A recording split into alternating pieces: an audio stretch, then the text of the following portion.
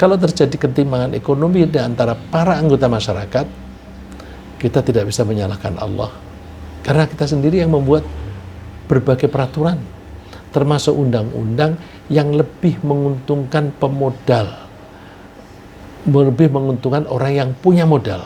Kalau yang punya modal kan berarti orang kaya. Dan kurang menguntungkan buruh. Buruh itu umumnya tidak kaya. Terus, jadi perundang-undangan, peraturan dibuat semuanya yang mendorong, yang menarik untuk investasi baru. Terus, dengan rencana itu, peraturan-peraturan dibuat yang memudahkan orang-orang membuat investasi baru, dan supaya mereka tidak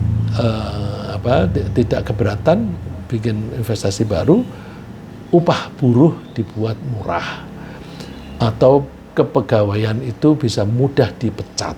Kalau dulu dipecat sulit, kalau dibuat yang mudah, dibuat yang tidak harus menjadi pegawai tetap, boleh juga outsourcing dan sebagainya.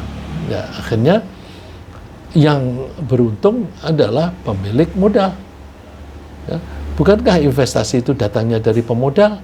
Pemodal itu adalah yang kaya, yang itu berarti bahwa perundang-undangan sengaja dibuat untuk lebih menguntungkan si kaya, dan sengaja atau tidak dibuat merugikan atau paling tidak menguntungkan si miskin. Lebih buruk lagi jika para pemodal itu memberi upeti atau sogokan kepada para pejabat yang mengambil keputusan. Dan ditambah lagi, para pejabat itu berkorupsi dengan cara mengambil harta rakyat. Mengambil harta rakyat itu bisa dengan cara korupsi, bisa dengan cara memeras rakyat. Memeras rakyat itu yang lazim di kita ini, perizinan tidak akan dikeluarkan meskipun sudah memenuhi persyaratan kalau orang yang minta izin itu belum memberi upeti kepada pejabat yang memberikan izin. Itu namanya pemerasan. Nah, ini bertentangan dengan kebijakan Allah. Kalau kebijakan Allah itu kan kita didorong untuk tolong-menolong. Kalau tolong-menolong itu artinya orang yang mempunyai kelebihan menolong orang yang memiliki kekurangan.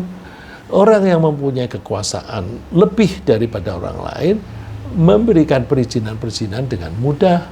Orang yang mempunyai modal yang lebih banyak menolong pengusaha-pengusaha kecil yang kekurangan modal, atau dengan bersedekah kepada orang-orang miskin.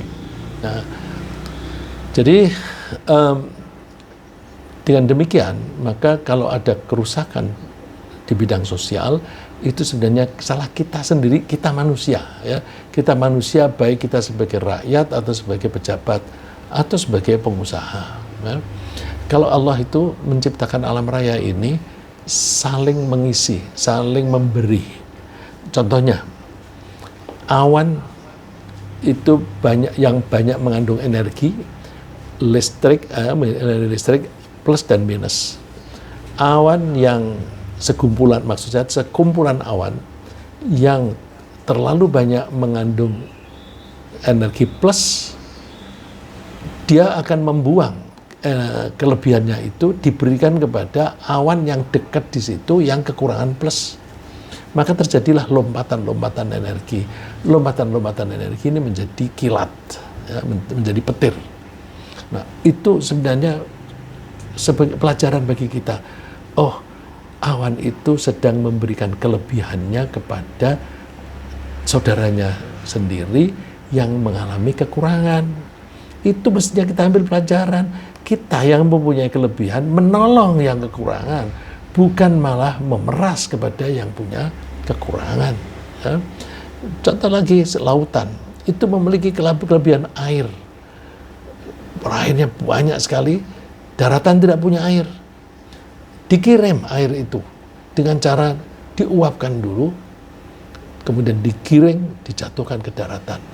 Nah, karena Allah itu memang kebijaksanaannya demikian, bahwa unit-unit makhluk Allah di alam raya ini saling memberi, maka Allah menganjurkan kita untuk saling memberi, yang lebih memberi yang kurang. Nah, yang paling mendesak pertolongan itu kalau ada orang lapar. Jangan sampai orang itu mati karena kelaparan atau sakit karena kelaparan. Maka didorong oleh Allah untuk memberi makan. Tidak usah sayang dengan harta, karena harta yang lebih itu memang dianjurkan oleh Allah untuk dibagi. Kenapa begitu? Karena yang miskin itu memang mereka mempunyai kekurangan-kekurangan atau kelemahan-kelemahan yang menyebabkan mereka tidak bisa mendapatkan penghasilan yang cukup. Tapi ada orang-orang yang mempunyai kelebihan, dan ini memang didesain oleh Allah. Karena kalau di suatu negara atau suatu daerah semuanya kaya, ekonomi nggak jalan. Ya, karena dagang memang orang punya duit untuk membeli, tapi mereka karena kaya, mereka sudah punya sumber daya yang cukup, sehingga mereka tidak perlu membeli. Seperti di surga, semuanya orang kaya, nggak ada perdagangan. Begitu pula kalau suatu daerah semuanya miskin, nggak ada duitnya untuk membeli. Jadi memang Allah mendesain manusia ini ada yang kaya, ada yang miskin, tetapi kita tidak boleh sengaja memiskinkan orang. Ya.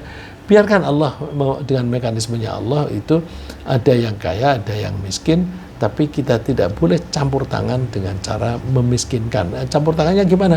Membuat undang-undang yang terlalu menguntungkan pemilik harta, tapi merugikan orang yang tidak punya harta. Ya, dorongan Allah untuk menolong orang yang kesulitan itu, terutama orang yang lapar, itu supaya kita mau memberi makan. Nah, Allah memuji orang yang mau memberi makan dengan sukarela. Wa yut'imuna at'ama 'ala hubbihi miskina wa yatima wa asira. Mereka memberi makan kepada orang miskin, kepada anak yatim, dan kepada tawanan perang. Iya, makanan yang diberikan itu makanan yang mereka sukai. Jadi tidak memberi makanan yang busuk atau hampir busuk baru diberikan, enggak. Justru makanan yang baik diberikan.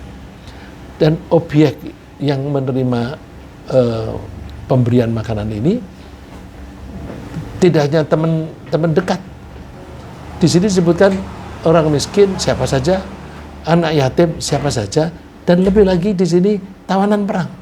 Tawanan perang itu kan orang-orang yang ditangkap di antara musuh.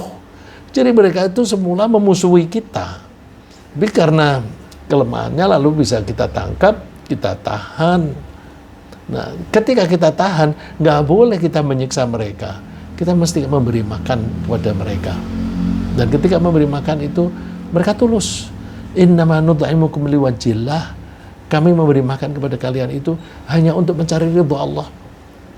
La nuridu minkum jazaa'a wala syukura. Kami tidak mengharapkan balasan, dan kami juga tidak mengharapkan terima kasih dari kamu.